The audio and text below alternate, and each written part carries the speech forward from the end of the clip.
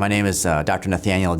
I work with the vascular team at the Heart and Vascular Clinic. Peripheral artery disease is usually a disease in the blood vessels that are away or distant from the heart. So the most common that you think about are like people that have problems with circulation in their feet or their toes. And what happens is these blood vessels, they get plugged up or occluded, and so they're not able to send blood down to the tissues that are furthest away from the heart. Because of that, the tissues die or they get gangrene, and so what we do is we try to reroute the blood so that the toes and the feet can survive and heal from any injuries. It's important that if you have symptoms to get things checked out because more specifically, if you have like a wound or an ulcer that doesn't heal, you want to be able to get blood there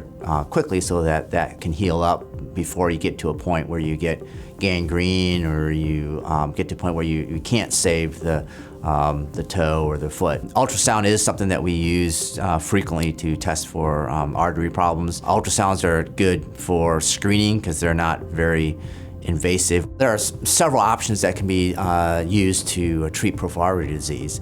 We can do peripheral bypass surgery. Peripheral artery bypass surgery is where we take either the patient's own blood vessels, additional ones, and reconnect it so that it can reroute the blood around the blockage.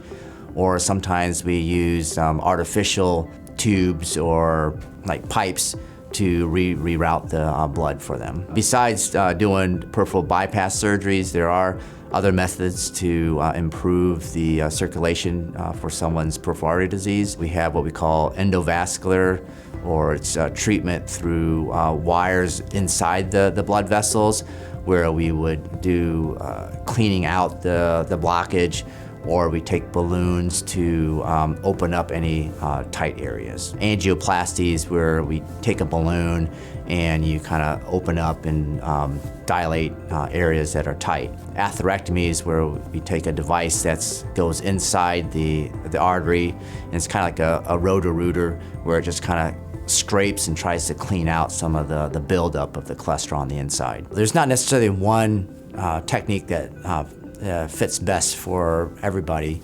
And what we do at the Goshen Hospital is that we have a multidisciplinary meeting where we have multiple physicians from different specialties come and review the cases, and on a case-by-case basis we kind of decide what's the best treatment for that particular patient. I think some of the preventative things that can be done for people that have a family history of diabetes or have smoked in the past but now they've quit is just staying active in terms of active exercise program.